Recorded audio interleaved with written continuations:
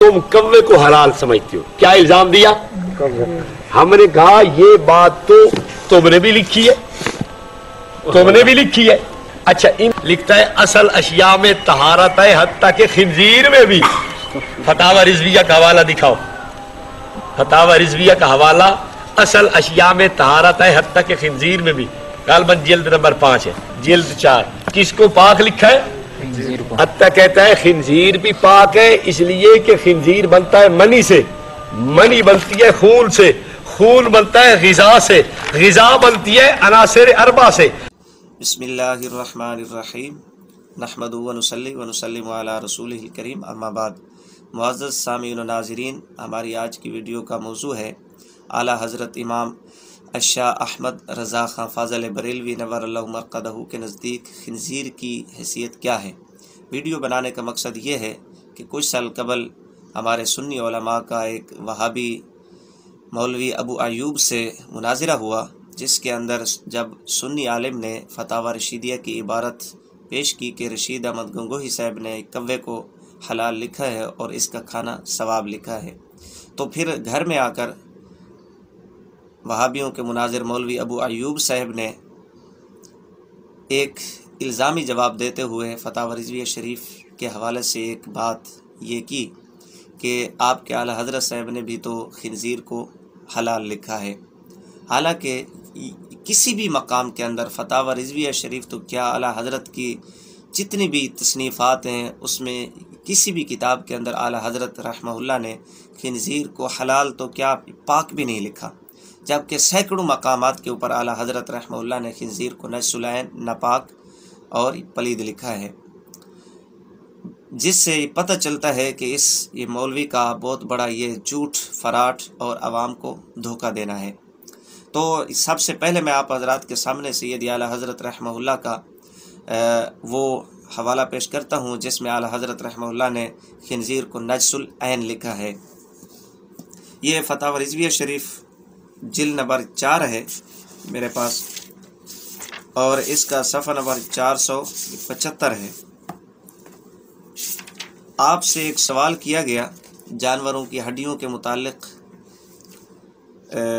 तो 475 सफ़े से आप सरकार ने एक बात नकल फरमाई और उस सवाल के जवाब में आला हज़रत रहमहुल्लाह ने 10 मुक़द्दमात क़ायम फरमाए।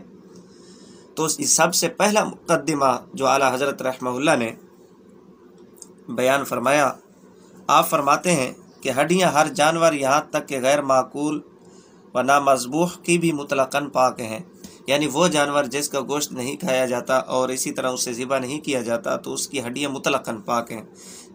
हाँ, आगे फरमाते जब तक उन पर नापाक दसूमत चिकनाहट ना हो फिर वो नापाक होंगी। अगर नापाक चिकनाहट उसके ऊपर होती है तो फिर वो हड्डियाँ नापाक हैं, वगरना हर जानवर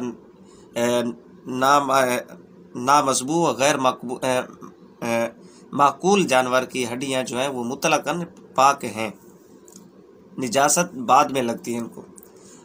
सैयद आला हज़रत आगे खुद ही फरमाते हैं सिवाय खिंज़ीर के, इसलिए कि ये नजसुलैन है, बिल्कुल ये नापाक है और इसका हर जुज़्व बदन ऐसा नापाक कि असलन सलायत तहारत नहीं रखता।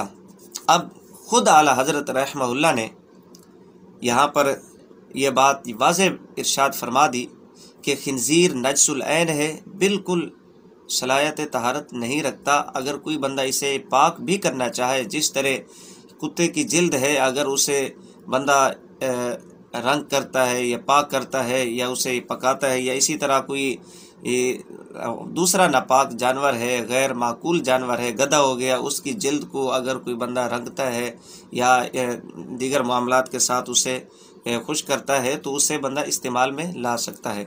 लेकिन खिंज़ीर आला हज़रत फरमाते हैं वो जानवर है कि इसकी हड्डियाँ, इसकी जिल्द और हर बदन का जुज़्व इस तरह नापाक है कि बंदा अगर पाक करने की भी कोशिश करे तो वो पाक नहीं होता। यहाँ पर आला हज़रत रहमहुल्लाह ने पहले मुक़दमा के तहत ये बात इरशाद फरमा दी, लेकिन अब इस देवबंदी मौलवी अबू अयूब की ख़यानत देखें कि एक सफ़ा पहले आला हज़रत ये इबारत नकल फरमा रहे हैं, लिख रहे हैं اور ایک صفحے کے بعد اس بندے نے ایک وہ عبارت جس کو اعلیٰ حضرت نے نقل کیا اس سے ایک بات کو نقل کر کے پھر یہ تاثر دینے کی کوشش کی کہ آپ کے اعلیٰ حضرت صاحب نے خنزیر کو پاک لکھا ہے. یہ اس کا بہت بڑا جھوٹ، دھوکہ اور انتہائی دجل کا مظاہرہ ہے. اچھا، اس بندے نے کہاں سے عوام کو دھوکہ دینے کی کوشش کی اور اعلیٰ حضرت کے کھاتے میں یہ بات ڈالی؟ صفحہ نمبر 476 کے اوپر ایک صفحے کے بعد ہی وہ جو پہلی بات خنزیر کے متعلق آپ نے نشر العین لکھا ہے، ایک صفحہ بعد ہی اعلیٰ حضرت نے ایک عبارت نقل فرمائی. وہ عبارت کیا ہے؟ اصول تھا دریائی جانوروں کے بارے میں کہ دریائی جانور پاک ہوتے ہیں. یہ کہاں سے نقل فرمایا؟ یہ میرے پاس کتاب ہے غنیہ، فقہ حنفی کی بہت بڑی معروف و مشہور کتاب ہے، اور لکھنے والے شیخ ابراہیم حلبی حنفی رضی اللہ تعالیٰ عنہ، المتوفی 956 ہجری. اور یہ کتاب خود ہی وہابی دیوبندیوں نے چھاپی ہے، مکتبہ رشیدیہ سے یہ چھپی ہے، اور اس کا صفحہ نمبر 208 ہے. یہاں پر اعلیٰ حضرت رحمہ اللہ نے ایک عبارت نقل فرمائی، اصول، وہی اصول یہاں پر موجود ہے. وہ کیا ہے؟ حیوان البحر طاہر وان لم یوکل حتی خنزیر البحر ولو کان میتۃ. یہی عبارت اعلیٰ حضرت رحمہ اللہ نے فتاوی رضویہ شریف 476 صفحہ نمبر جلد نمبر 4 کے اوپر نقل فرمائی. آپ فرماتے ہیں کہ دریائی جانور، سمندری جانور پاک ہیں، وان لم یوکل، اور اگرچہ انہیں کھایا نہیں جاتا، یہاں تک کہ سمندری خنزیر بھی، ولو کان میتۃ، اور اگرچہ وہ مردار ہی کیوں نہ ہو، مردہ ہی کیوں نہ ہو. یہ اصول دریائی جانوروں کے متعلق تھا.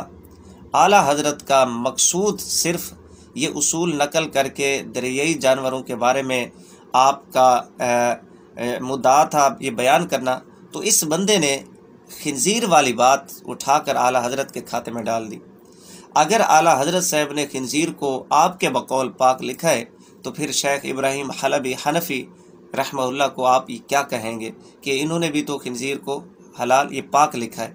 حالانکہ اس بندے کو معلوم ہونا چاہیے کہ جو فتاوی رشیدیہ کی عبارت ہے اور اعلیٰ حضرت یا غنیہ کی عبارت ہے، اس میں زمین و آسمان کا فرق ہے.